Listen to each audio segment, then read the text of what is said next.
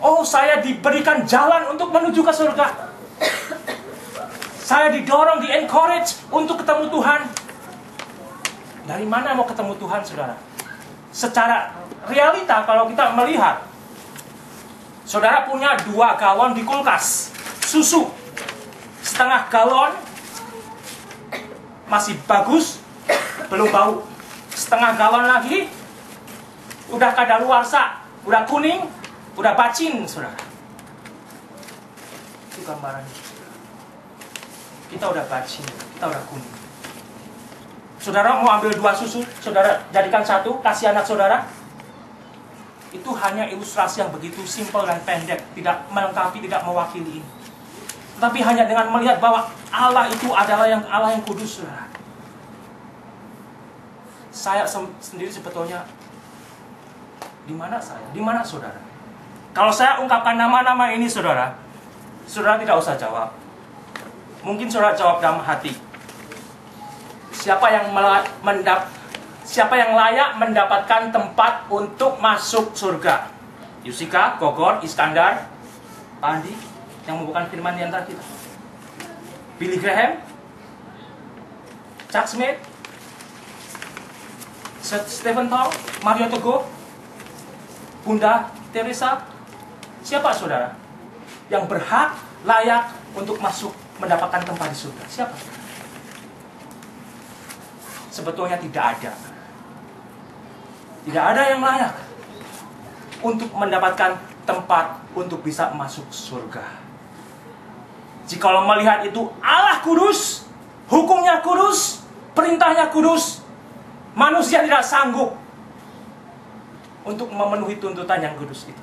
Justru manusia menemukan melalui Paulus yang dulu Saulus bahwa dirinya tidak berdaya, terkutuk, ditipu setelah dia join kelompok agama ini.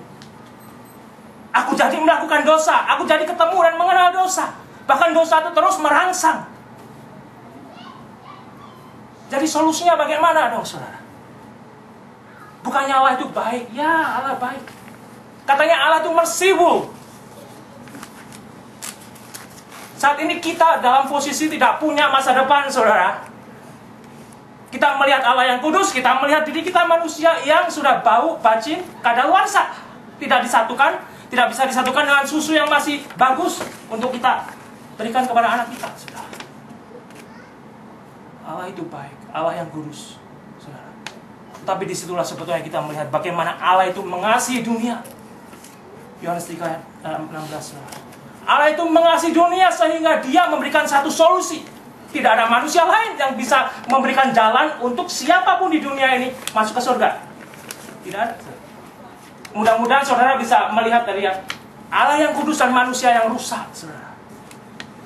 Manusia yang rusak ini don't deserve to go to heaven. Stephen Tong tidak deserve untuk masuk surga. Chuck Smith tidak deserve untuk masuk surga. Saudara deserve masuk surga? Do you think you deserve to go to heaven? Hari ini saudara berbuat dosa? Ya? Umur saudara berapa? Senja. Saudara, saya tadi dikatakan sama Bang Barus, coba saya kalkulasi, saudara. Rata-rata deh, sehari bikin dosa 2 kali. Hebat nggak tuh, saudara? Dosa itu siapa? Apa dosa itu hanya kalau membunuh dosa, saudara? Firman Tuhan berkata kita tahu yang baik kita tidak lakukan, itu pun sudah dibilang dosa, ya. Kalau saudara tiap hari rata-rata melakukan dosa 2 kali, kali 1 minggu 14, saudara. Saya udah catat tadi, saudara. Kali 1 bulan 56, 1 tahun 672 kali melakukan dosa. Itu kan sudah dalam taraf yang luar biasa kalau sehari 2 kali dosa, ya. Kalau saudara bawa ke 10 tahun, 6.720. Kalau umur saya 40 tahun, kali 4, saudara, berapa, saudara? Banyak deh nomornya. Kemudian saya mati, saya berhadapan dengan hakim. Hakim, ini saya kena tiket sebanyak, berapa tadi, saudara? Nggak tahu deh. 30.000 kali. Mau diapain, saudara?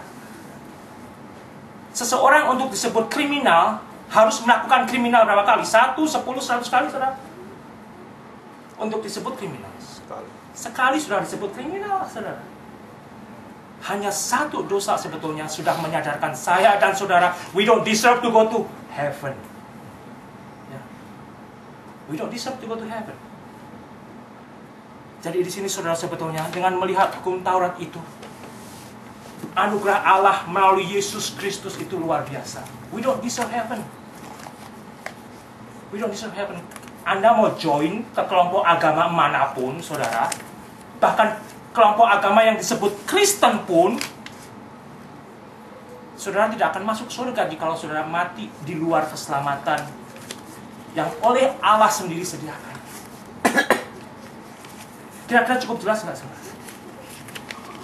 Tapi yang indah sebetulnya, good news-nya di sini. Mari kita baca bersama, saudara, dari 1 Yohanes 5 ayat 13 untuk mengakhiri.